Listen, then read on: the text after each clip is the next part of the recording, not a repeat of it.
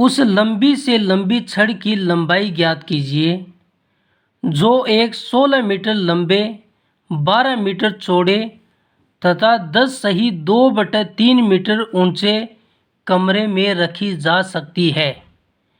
देखो, इसके अंदर लंबाई 16 मीटर है, चौड़ाई 12 मीटर है और ऊंचाई 10 सही 2/3 मीटर है और यह एक कमरा है। तो इस कमरे की लंबाई 16 मीटर दी हुई है, चौड़ाई 12 मीटर दी हुई है और ऊंचाई 10 सही 2/3 मीटर दी हुई है।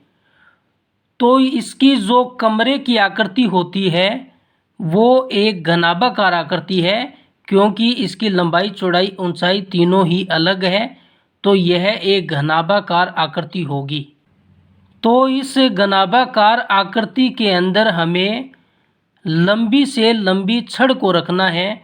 तो लंबी से लंबी छड़ को हम सिर्फ एक ही तरीके से रख सकते हैं, उसे तिरछा रख सकते हैं।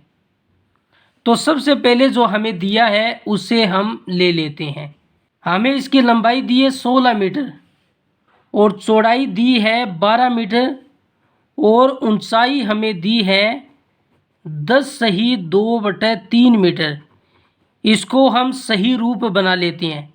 इस 3 का 10 से गुणा करेंगे 30 और 30 में 2 जोड़ देंगे तो 32 होगा और नीचे 3 है, तो 32/3 मीटर इसकी ऊंचाई हो जाएगी। तो घनाभ के अंदर जो लंबी से लंबी छड़ को हम तिरछा रख सकते हैं और उस तिरछे को हम घनाभ का विकर्ण कहते हैं। तो इसके अंदर हमें घनाभ के विकर्ण का सूत्र लगाना होगा। तो घनाभ के विकर्ण का फॉर्मूला क्या होता है? घनाभ का विकर्ण का फॉर्मूला रूट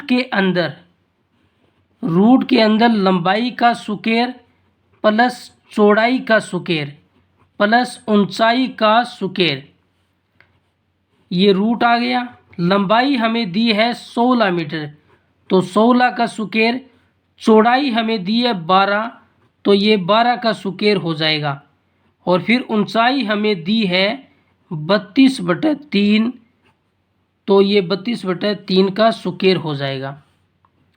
16 का स्क्वायर होता है 256 और 12 का स्क्वायर होता है 144 और 32 का स्क्वायर ऊपर 1024 होता है और नीचे 3 का स्क्वायर 9 होता है और इसके ऊपर रूट का निशान है, तो रूट का निशान लगा देते हैं।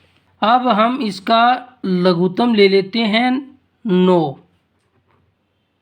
तो 9 का 256 के साथ गुणा करेंगे तो 2304 प्लस 9 का 144 से गुणा करेंगे तो 1296 और 9 ये इसके नीचे आएगा तो यहाँ पर 1024 आएगा।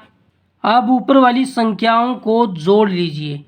हम ऊपर वाली संख्याओं को जोड़ लेते हैं तो यह 4624 आएगा और नीचे 9 दिया हुआ है। तो 4624 का रूट 68 होता है और 9 का रूट 3 होता है। अब आप इसमें 3 का भाग दोगे तो 22 बार तो ये जाएगा, 22 दिए 66, यहाँ पर 2 रह गया तो 2 ऊपर लिखा जाएगा और 3 नीचे। 22 सही 2/3 मीटर इसका आंसर होगा, जो कि ऑप्शन सी में दिया गया है। तो ये सी राइट आंसर होगा।